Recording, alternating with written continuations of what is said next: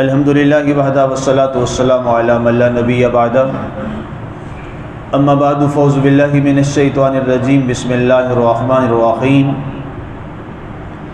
ان تقرضوا اللہ قرضا حسنا یضاعفہ لکم ویغفر لکم واللہ شکور حلیم عالم الغیب والشہادۃ العزیز الحکیم۔ اگر تم اللہ کو قرض حسنہ دو تو وہ تمہارے لیے اسے 2 گنا کر دے گا اور تمہاری بخشش بھی فرمائے گا،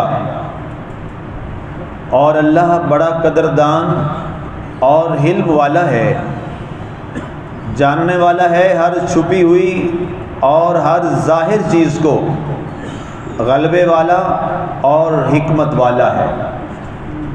آج ہماری سورہ التغابن کی آیہ مبارکہ نمبر 18 تک کی تلاوت و ترجمہ کا شرف نصیب ہوا، اور بحمد اللہ تعالی آج ہماری سورہ التغابن کا ترجمہ اور تفسیر اپنے اختتام کو پہنچا۔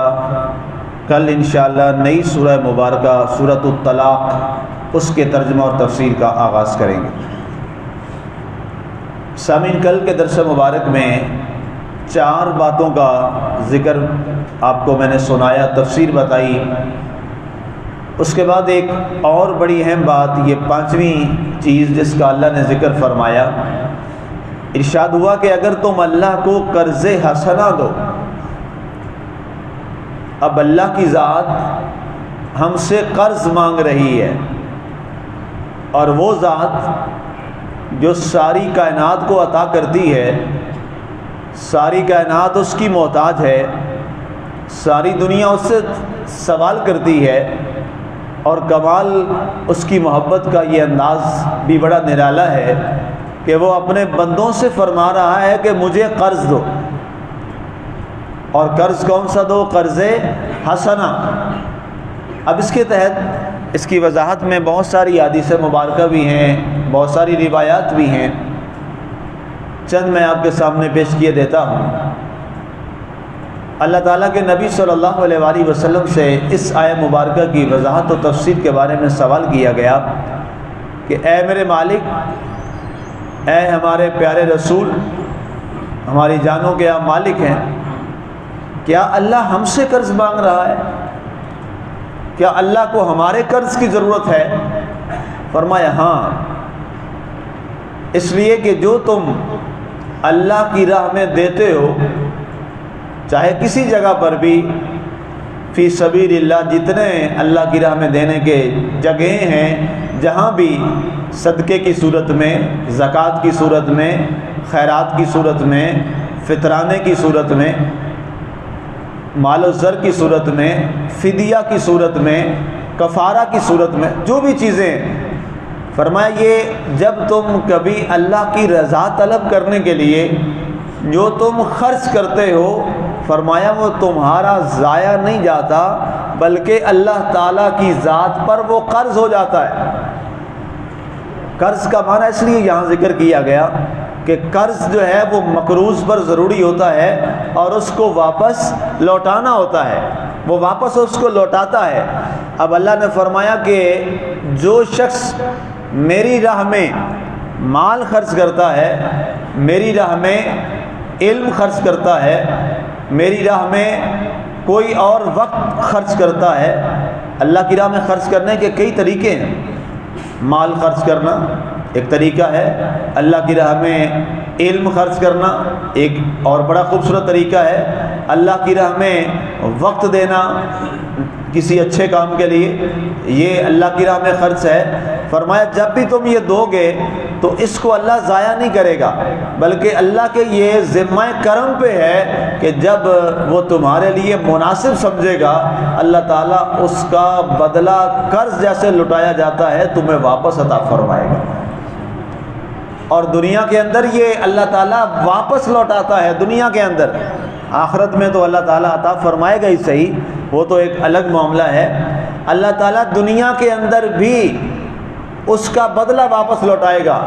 حدیث پاک میں آتا ہے الا عشرۃ امثالھا، جو شخص اللہ کی راہ میں مال خرچ کرتا ہے، علم خرچ کرتا ہے، وقت خرچ کرتا ہے، کوئی بھی اور کسی بھی لحاظ سے اللہ کی راہ میں کچھ خرچ کرتا ہے، تو اللہ تعالیٰ اس کا بدلہ اسے دنیا کے اندر 10 گنا ضرور عطا فرماتا ہے، اسے 10 گنا اللہ تعالیٰ ضرور عطا فرماتا ہے۔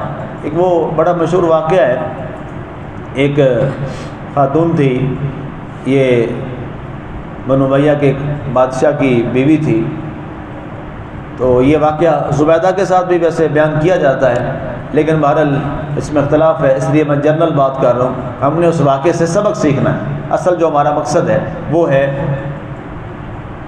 ان کے دروازے پر کوئی فقیر آیا اور اس وقت ان کے پاس کھانے کے لیے صرف ایک روٹی تھی، تو اس نے صدا لگائی، تو اس نے کیا کیا، وہ روٹی اپنی اٹھائی اور اس فقیر مانگنے والے کو دے دی۔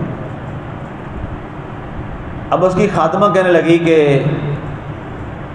آپ کے پاس جو تھا آپ نے دے دیا، آپ کا پہلا حق تھا اس پہ، آپ بھوکی تھی۔ اس نے کہا کوئی بات نہیں، انتظار کرو، جس کے نام پر دی ہے وہ ضرور واپس لوٹائے گا، وہ ضرور واپس لوٹائے گا۔ کچھ ایسا وقت گزرا تو کسی نے وہاں پر اور لوگوں نے اللہ کی راہ میں خیرات کی، تو وہ ایک خاتون جو ان کی خادمہ تھی وہ 4 روٹیاں لے کے آئے، کہتے ابھی ایک شخص آیا تھا تو وہ اس نے کچھ دی ہیں تو یہ آپ کے لیے۔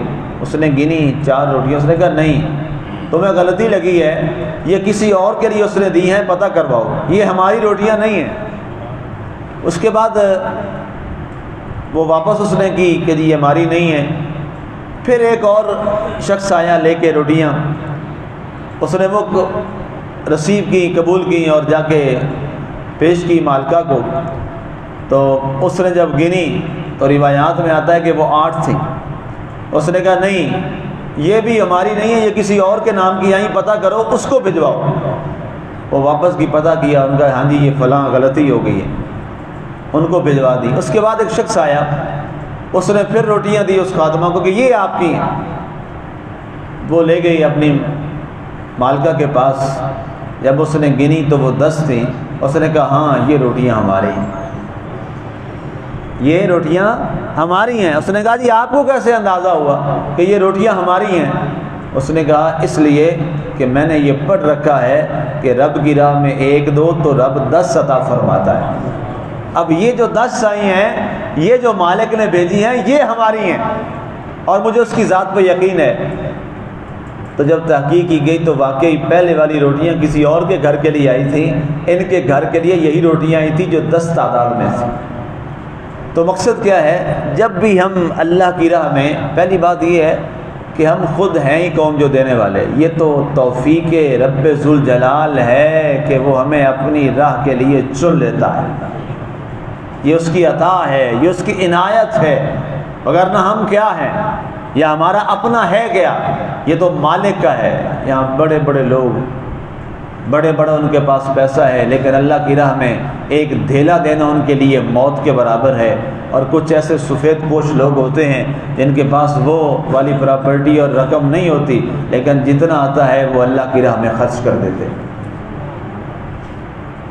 یہ توفیق من جانب اللہ ہے، یہ اللہ کی جانب سے ایک توفیق ہوتی ہے جو اللہ جس کو عطا فرما دیتا ہے۔ تو فرمایا کہ اگر تم اللہ کو قرض حسنہ دو گے، یضاعفہ لکم، اللہ اس کو کئی گنا کر کے تمہیں عطا کرے گا۔ ایک حدیث شریف میں نے پڑھی اس حوالے سے، ایک صحابی سوال کرتے ہیں یا رسول اللہ وسلم اللہ 10 گنا دے گا؟ فرمایا نہیں، وہ زیادہ بھی دے سکتا ہے، یا اللہ وہ 20 گنا دیتا ہے۔ سرکار یہ صحابہ کرام بھی بڑے باکمال لوگ تھے، ان کی وجہ سے ہمیں بہت کچھ مل گیا، بہت کچھ مل گیا دین۔ یا رسول اللہ اللہ 20 گنا دیتا ہے؟ فرمایا اس سے بھی زیادہ دے سکتا ہے۔ اے آقا کریم علیہ الصلوۃ والسلام اللہ 50 گنا دے گا؟ فرمایا اللہ اس سے بھی زیادہ دیتا ہے۔ وہ پوچھتے چلے گئے یا رسول اللہ اللہ 100 گنا تک دیتا ہے؟ آپ نے فرمایا ساکلہ تموں کا بتاری بتینوں کا، اور تیری ماں تجھ پہ روئے بس کر دے، اللہ تعالیٰ کی ذات تو 1000 گنا تک بھی عطا فرما سکتا ہے۔ اس کی بارگاہ میں کوئی کمی ہے؟ سرکار مسکرا فرمایا تیری ماں تجھ پہ روئے بس کر دے، وہ مالک چاہے تو وہ 1000 گنا بھی عطا فرما دے، اس کے خزانے میں کوئی کمی نہیں ہے، نہ اس نے کسی سے لینا ہے اور نہ وہ کسی کا پابند ہے اور نہ وہ کسی کو جواب دے۔ یہی ہوتا ہے نا جی کہ کسی سے لینا ہو تو پھر مسئلہ ہوتا ہے، ظاہر ہے، یا یہ ہوتا ہے کہ بندہ جب دے گا تو کل آ کے کوئی پوچھے گا تو جواب کیا دیں گے؟ مالک کے پاس تو یہ دونوں قید نہیں ہے، نہ کہیں سے لینا ہے نہ کسی نے اس کو پوچھنا ہے کہ تو نے اتنا دیا ہے تو کیوں دیا۔ وہ بے نیاز ذات ہے اور غنی ذات ہے۔ تو فرمایا ہم تو تمہارے لیے کئی گناہ کر دیں گے، وَيَغْفِرْ لَكُمْ، اور ساتھ اس کے بدلے میں جو تم نے خرچ کیا ہے اور قرض دیا ہے، اللہ کو قرض حسنہ دیا ہے، فرمایا اس کے بدلے میں اللہ تمہارے گناہوں کو بھی معاف فرما دے گا، رزق بھی زیادہ کرے گا۔